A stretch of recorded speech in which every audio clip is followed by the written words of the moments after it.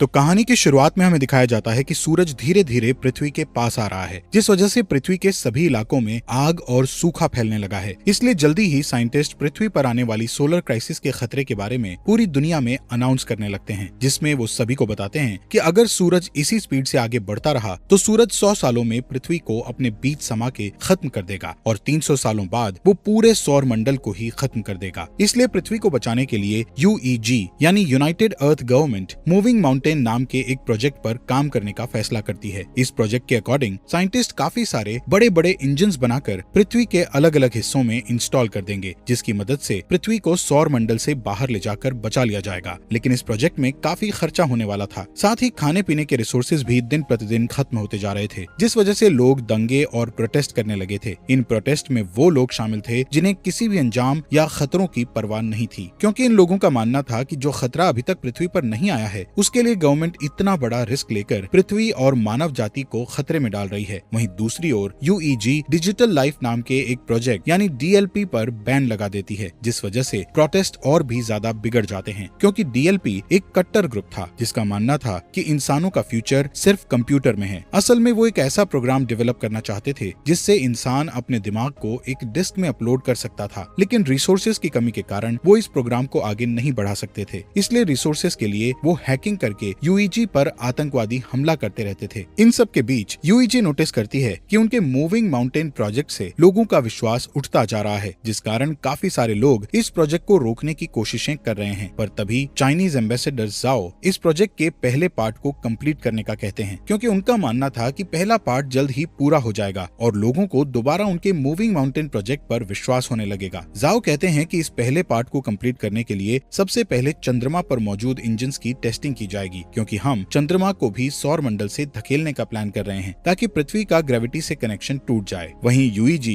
इस टास्क को कंप्लीट करने के लिए कई लोगों को एस्ट्रोनॉट्स के रूप में ट्रेन करने वाली थी, इसलिए वो कुछ सोल्जर्स को बेस पर इकट्ठा करती है, जहां हम लियू नाम के एक पायलट को देखते हैं। तभी लियू देखता है कि बेस प्रोटेस्टर्स से घिरा हुआ है और गार्ड्स उन्हें रोकने की कोशिश कर रहे हैं। उसी वक्त एक प्रोटेस्टर बेस के अंदर घुस आता है, पर हैन नाम की लड़की उस आदमी को मारकर नीचे गिरा देती है। ये देखकर लियू हैन से काफी इंप्रेस होता है और उसके साथ जिंदगी गुजारने के सपने देखने लगता है। इसके बाद सभी ट्रेनीज को एक एलिवेटर में बैठकर अंतरिक्ष में भेज दिया जाता है, क्योंकि उनका पहला टेस्ट अंतरिक्ष में होने वाला था। ये अभी तक का सबसे ऊंचा एलिवेटर था। इस एलिवेटर के ऊपर जाने की स्पीड इतनी तेज थी कि कुछ ट्रेनीज बेहोश हो जाते हैं, जिस कारण वो उस स्टेशन को भी नहीं देख पाते जो कि मूविंग माउंटेन प्रोजेक्ट के लिए बनाया जा रहा था। यहाँ सभी ट्रेनीज को फाइटिंग स्किल्स सिखाते हुए फायर आर्म्स का यूज करना सिखाया जाता है। इसके अलावा उन्हें बार बार एलिवेटर से ट्रेवल करवाया जाता है ताकि उन्हें फ्यूचर में एलिवेटर से ट्रेवल करने में किसी भी तरह की परेशानी का सामना ना करना पड़े। साथ ही सभी का मेडिकल टेस्ट करके उन्हें डेली एक्सरसाइज करवाई जाती है। इस ट्रेनिंग के दौरान लियू और हैन एक दूसरे को पसंद करने लगते हैं और उन्हें प्यार हो जाता है। फिर एक दिन लियू गार्ड को सिगरेट की घूस देता है और बेस के अंदर एक गुलदस्ता ले आता है, जिसे वो हैन को देते हुए उसे प्रपोज कर देता है। इसी सुबह एस्ट्रोनॉट्स का एक नया बैच वहाँ आता है और एलिवेटर में शामिल हो जाता है। तभी अचानक से बेस में मौजूद ड्रोन्स बाहर आने लगते हैं, जिससे इंजीनियर्स को पता चलता है कि उनका सिस्टम हैक हो गया है। इसी दौरान एलिवेटर अपने शेड्यूल से पहले ऊपर जाने लगते हैं। दूसरी ओर एलिवेटर में शामिल हुए नए एस्ट्रोनॉट्स अपने कपड़े बदलने लगते हैं। तब लियू और हैन नोटिस करते हैं कि नए एस्ट्रोनॉट्स ट्रेनीज के नाम की यूनिफॉर्म पहन रहे हैं, जिससे वो समझ जाते हैं कि वो लोग कोई एस्ट्रोनॉट्स नहीं बल्कि आतंकवादी हैं। यहाँ बेस में सभी ड्रोन्स अटैक करके आग लगाने लगते हैं, जिन्हें रोकने के लिए पायलट उन पर अटैक करते हैं, लेकिन ड्रोन्स पर निशाना नहीं बना सकते थे, क्योंकि साइंटिस्ट ने सिस्टम को इस तरह बनाया था कि वो अपने ड्रोन्स पर अटैक ना कर सके। वहीं ड्रोन्स हैक हो चुके थे, इसलिए वो सिस्टम पर अटैक कर रहे थे। इस तरह अटैक करते हुए ड्रोन्स एक एलिवेटर को नीचे गिरा देते हैं। दूसरी तरफ एलिवेटर में आतंकवादी सभी ट्रेनीज से उनकी ID चुराते हैं और सभी गेट्स को बंद करके ट्रेनीज की कुर्सियों को लॉक कर देते हैं। यहाँ जो भी उन लोगों को रोकने की कोशिश करता है उन्हें बुरी तरह पीटा जाता है। इस एलिवेटर के दूसरे रूम में लियू होता है, जो कि अपनी कुर्सी छोड़ देता है और अपने चश्मे का यूज करके गेट की लॉक स्क्रीन को धूप से जलाकर गेट ओपन कर लेता है। इस गेट की दूसरी साइड जाकर लियू देखता है कि उसका एक साथी बुरी तरह घायल है, क्योंकि आतंकवादियों ने उसे बुरी तरह पीटा था। इसलिए लियू उन आतंकवादियों के पीछे जाता है और उनसे लड़ने लगता है। इस फाइट में एक आतंकवादी ऊंचाई से गिरकर मर जाता है, जिसके बाद लियू एक फायर एक्सटिंग्विशर को लेकर दूसरे आदमी का पीछा करता है। इस बीच वो आतंकवादी चोरी की गई ID से एलिवेटर को स्टेशन तक पहुंचा देता है। ठीक उसी समय ड्रोन उन पर एक मिसाइल से अटैक करते हैं। इस दौरान बेस में साइंटिस्ट 550C नाम के इंटेलिजेंट क्वांटम क्वांटम कंप्यूटर की मदद से सिस्टम को हैकर से सेफ कर लेते हैं, जिसके तुरंत बाद ड्रोन्स जमीन पर गिरकर ब्लास्ट हो जाते हैं और फिर साइंटिस्ट द्वारा एलिवेटर को वापस नीचे खींच लिया जाता है। यहाँ ल्यू अभी भी उस आतंकवादी से लड़ रहा था। तभी हैन एक मैकेनिकल हाथ की मदद से विंडो को तोड़ती है और ल्यू के पास आकर उस आतंकवादी को मारने में उसकी मदद करती है। इसके बाद हैन गुस्से में ल्यू से दोबारा फ्लावर्स मांगती है, क्योंकि इस फाइट के दौरान उसके सभी फ्लावर्स टूट चुके थे। तभी अचानक से उसका स्टेशन बेस पर गिरने लगता है, क्योंकि उस आतंकवादी ने मरने से पहले डेटोनेटर दबा दिया था। ये स्टेशन बेस पर गिरकर क्रैश हो जाता है, जिससे बेस पर मौजूद बिल्डिंग्स ब्लास्ट हो जाती है और एलिवेटर भी अचानक से जमीन पर गिर जाता है, जिससे सभी ट्रेनीज भी इस एक्सीडेंट के शिकार बन जाते हैं। हालांकि ल्यू और हैन सही सलामत होते हैं। इसी दिन न्यूज पर बताया जाता है कि इस ब्लास्ट में लगभग 3000 लोगों की जान जा चुकी है और 5 से भी ज्यादा लोग घायल हुए हैं। यूईजी के बनाए स्टेशन के क्रैश होने के कारण कई लोगों की जानें गई थी, इसलिए लोग और भी प्रोटेस्ट करने लगते हैं। इस प्रोटेस्ट में आतंकवादी हमले और दंगे भी होते हैं। सभी प्रोटेस्टर गवर्नमेंट से डीएलपी को वापस लेने की मांग कर रहे थे। यहाँ जाओ अपनी असिस्टेंट से उस स्पीच को पढ़ने के लिए कहता है जिसे उसने यूईजी के प्रोजेक्ट में विश्वास रखने के लिए लिखा था। इसी दौरान जाओ अमेरिकन एम्बेसडर के साथ बातचीत करता है और उनसे प्रोजेक्ट पर काम करने के लिए एक और मौका मांगता है। कुछ हफ्ते बाद क्रायो स्लीपिंग पॉड्स में लोगों को रखकर चंद्रमा पर भेजा जाता है, ताकि वो चंद्रमा पर जाकर इंजन्स पर काम जारी रख सकें। इस बीच हैंग्यू नाम का कंप्यूटर इंजीनियर क्रायो स्लीप से उठता है, जो कि 550A नाम के एआई और उसकी बेटी याया की एक रिकॉर्डिंग को चेक करता है। दरअसल 550A की मदद से ही याया हैंग्यू से बात करती थी। यहाँ पता चलता है कि हैंग्यू पहले डीएलपी के लिए काम करता था, लेकिन 550C तक पहुँचने के लिए वो चंद्रमा पर काम करने आया है। असल में 500C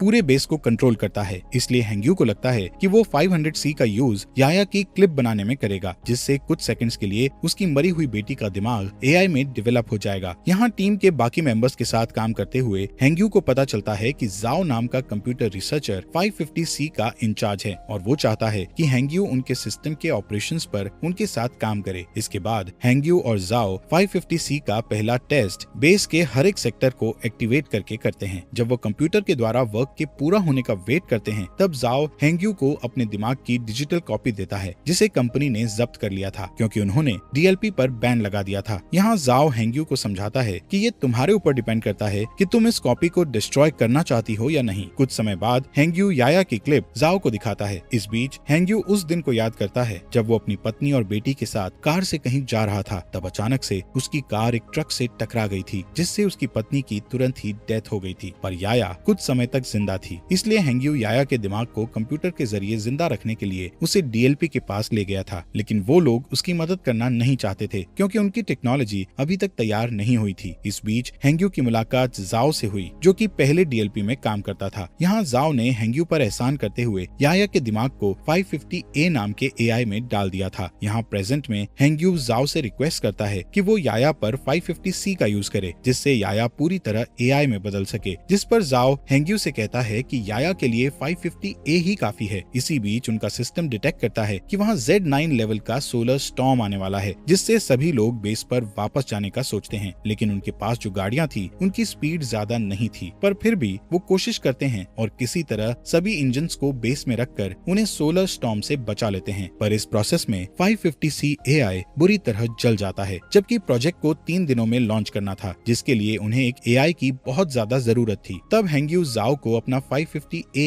एआई देने को कहता है, लेकिन इसके बदले वो फ्यूचर में 550 मॉडल्स डेवलप करने वाली टीम में खुद को शामिल करने का कहता है, जिस पर जाओ मान जाता है और हैंग्यू एआई से याया के दिमाग के डिस्क निकाल लेता है। 3 दिन के बाद टीम इंजन्स का टेस्ट करती है। तब चंद्रमा कुछ सेकंड्स के लिए अपनी जगह से थोड़ा सा शिफ्ट हो जाता है, जिसे देखकर टीम बहुत खुश हो जाती है, क्योंकि इससे साबित हो जाएगा कि 20 साल में वो पूरी तरह से चंद्रमा को पृथ्वी से दूर कर देंगे। इसके अलावा टीम की इस सफलता से पूरी दुनिया के लोगों को मूविंग माउंटेन प्रोजेक्ट पर विश्वास हो जाता है। कुछ महीने बाद वो पृथ्वी पर इंजन का टेस्ट करते हैं, जिससे सभी स्क्रीन ब्लैक हो जाती हैं और लोगों को लगता है कि उनका टेस्ट फेल हो गया है, लेकिन अचानक उन्हें फील होता है कि जमीन हिल रही है। वहीं दूसरी ओर बेस पर मौजूद एस्ट्रोनॉट्स को आसमान में एक लाइट जलती हुई दिखती है। इससे यूईजी के साइंटिस्ट प्रूव करते हैं कि पृथ्वी अपनी जगह से थोड़ी दूर पर शिफ्ट हुई है। ये जानकर पूरी दुनिया जश्न मनाने लगती है। इसी तरह कई साल बीत जाते हैं और यूईजी बहुत ही शक्तिशाली इंजन्स को बनाता है, जो कि पृथ्वी और चंद्रमा को धक्का देकर मूव करके सौर मंडल से दूर कर देगा। साथ ही इस प्रोजेक्ट का नाम अब द वेंडरिंग अर्थ रखा जाता है और 550C द्वारा कई बिल्डिंग्स को बनाया जाता है। जाता है, जिसके बाद यूईजी हर साल एक नया टेस्ट करती है जिससे उनकी थ्योरी सही साबित होती है। इस तरह लोग यूईजी के प्रोजेक्ट को पूरी तरह एक्सेप्ट कर लेते हैं, जिस कारण डीएलपी पूरी तरह से गायब हो जाता है। इसके अलावा लोगों में ये भी चर्चा होती है कि गवर्नमेंट ने जो अंडरग्राउंड सिटीज बनाई है उनके अंदर जाने के लिए लोगों को पास खरीदने होंगे। यहाँ पता चलता है कि हर साल पृथ्वी का रोटेशन धीमा हो रहा था, जिससे एक दिन में 24 घंटे की जगह 60 घंटे का सिस्टम हो गया है और ग्लोबल इंटरनेट भी अब बंद हो चुका था। साथ ही पृथ्वी पर अब बाढ़ और सोलर रेडिएशन जैसी समस्याएं लगी थी, जिससे कैंसर की बीमारी बढ़ने लगती है। इधर ल्यू और हैन शादी कर लेते हैं और उनका एक बेबी बॉय होता है। वो दोनों परेशान होते हैं क्योंकि उन्हें उनके बेटे के लिए अंडरग्राउंड सिटीज का पास नहीं मिला था। इसी बीच हैन को कैंसर हो जाता है, जिससे वो दोनों और भी परेशान हो जाते हैं। यहाँ हैंग्यू नए 500 डेवलपमेंट की हेल्प से याया के लिए एआई बनाता है, जिसे वो 550W का नाम देता है। यहाँ हमें बताया जाता है कि स्टेशन को गिरे हुए 14 साल बीत चुके हैं और अब ल्यू मेजर की पोस्ट पर आ चुका है। एक दिन ल्यू को अंतरिक्ष में भेजने के लिए उसका इंटरव्यू लिया जाता है। यहाँ 550W उसका इंटरव्यू लेता है और बताता है कि ल्यू के स्किल्स इम्प्रेसिव हैं। इसके अलावा 550W ल्यू की फैमिली में हो रही परेशानियों के बारे में भी बताता है और कहता है कि ल्यू को पृथ्वी पर रहकर अपनी फैमिली की देखभाल करनी चाहिए, जिस पर ल्यू कहता है कि मुझे अपनी फैमिली को पीछे छोड़ने का दुख है, लेकिन मुझे अपने बेटे को अंडरग्राउंड सिटी में भेजने के लिए बेस पर आकर काम करना पड़ेगा। यहाँ मिरर के दूसरी साइड प्रोजेक्ट के इंचार्ज साइंटिस्ट इस इंटरव्यू को सुन रहे थे, जिसमें हैंग्यू ल्यू की बातें सुनकर अपनी बेटी की याद करने लगता है। इसके बाद 550W बताता है कि हैन की जल्दी ही डेथ होने वाली है, जिस कारण ल्यू पूरी तरह से टूट जाएगा और स्ट्रेस टेस्ट में फेल हो जाएगा। इंटरव्यू के बाद ल्यू हैन के साथ टाइम स्पेंड करने के लिए हॉस्पिटल जाता है, जहाँ हैन कहती है मैं आखिरी बार अपने होम टाउन को देखना चाहती हूँ, पर मौसम की समस्याओं के कारण उसे होम टाउन में ले जाना बहुत मुश्किल था। इधर हैंग्यू ल्यू की बातों से इतना इमोशनल हो गया था कि वो चोरी से बेस में घुसकर याया के दिमाग को 550W से जोड़ देता है और उसे सिस्टम में देखने लगता है, जिससे वो इमोशनल होकर रोने लगता है। तभी जाओ गार्ड्स के साथ वहाँ आ जाता है और हैंग्यू को समझाने लगता है कि उसे याया की डेथ को एक्सेप्ट करना होगा, जिस पर हैंग्यू मना कर देता है और याया को पूरी तरह से 550W में अपलोड कर देता है, जिससे चंद्रमा के सिस्टम में तुरंत प्रॉब्लम आना शुरू हो जाती है और सभी इंजन्स फेल होने लगते हैं। इसके बाद गार्ड्स हैंग्यू को पकड़ लेते हैं और अपने साथ ले जाते हैं। इधर जाओ याया की डिस्क को निकालकर 550W एआई को बंद कर देता है। इस बीच ल्यू अपने पुराने दोस्तों के जरिए एक जेट उधार लेता है और हैन को उसके होम टाउन ले जाता है। कुछ ही समय में वो शंघाई सिटी में लैंड करते हैं, जो कि अब बर्फ से जमी हुई बंजर जमीन बन चुकी थी। दोनों सितारों को देखते हुए बातें करते हैं, जहाँ हैन ल्यू से कहती है कि मैं समय आने पर शान से मरना चाहती हूँ। यहाँ यूईजी के लोग हैंग्यू के द्वारा की गई सिस्टम प्रॉब्लम्स के बारे में बात करते हैं और नोटिस करते हैं कि ये उस हैकिंग की तरह ही है जो कुछ सालों पहले ड्रोन और एलिवेटर के साथ की गई थी। इसलिए सभी 550W के सिस्टम को हैक करके सही करने का सोचते हैं, लेकिन वो हर बार ब्लॉक हो जाते हैं। तभी अचानक चंद्रमा के इंजन ब्लास्ट हो जाते हैं, जिससे चंद्रमा पृथ्वी की ओर आने लगता है। दूसरी तरफ जाओ समुद्र के पास खड़ा होता है और सभी देशों के लीडर्स को एक इमरजेंसी अलर्ट सेंड करता है, क्योंकि सुनामी धीरे धीरे बढ़ रही थी जो जल्द ही जमीन से टकरा जाती है। इस इमरजेंसी के कारण ल्यू को भी वापस ड्यूटी पर बुलाया जाता है। वहीं लीडर्स पहले से ही अंडरग्राउंड सिटी को खोलना शुरू कर देते हैं ताकि वो सुनामी से लोगों की जान बचा सकें। यहाँ ल्यू के मिशन पर जाने से पहले ही हैन की डेथ हो जाती है, इसलिए उनके बेटे को हैन के पिता अंडरग्राउंड सिटी में मिल जाते हैं। इस बीच जाओ यूईजी से सपोर्ट मांगते हुए कहता है कि उन्हें पृथ्वी के सभी परमाणु हथियारों का यूज करके चंद्रमा पर अटैक करना होगा, ताकि वो चंद्रमा को पृथ्वी से टकराने से रोक सकें, जिस पर सभी देश अपने अपने हथियार सौंपने के लिए मान जाते हैं। इस बीच जाओ हैंग्यू से मिलने के लिए जेल में जाता है और उसे बताता है कि वो पृथ्वी के इंजन्स को जल्द से जल्द एक्टिव करना चाहते हैं, लेकिन इसके लिए उन्हें ग्लोबल इंटरनेट को फिर से एक्टिव करना पड़ेगा। साथ ही जाओ बताता है कि इंटरनेट का एक सर्वर पानी में डूब गया है, जिसकी केयर करने के लिए उन्हें हैंग्यू की जरूरत है, लेकिन हैंग्यू जाओ की बात नहीं मानता है। तब जाओ उसे याया के दिमाग की डिस्क दिखाकर उसे ब्लैकमेल करता है, जिससे हैंग्यू को उसकी बात माननी पड़ती है। इसके बाद हम देखते हैं कि परमाणु को ट्रांसपोर्ट करने के लिए ल्यू के साथ साथ कई पायलट को चुना जाता है। वहीं पृथ्वी पर मिसिंग इंटरनेट सर्विस की देखभाल के लिए 3 टीम्स को बीजिंग, टोक्यो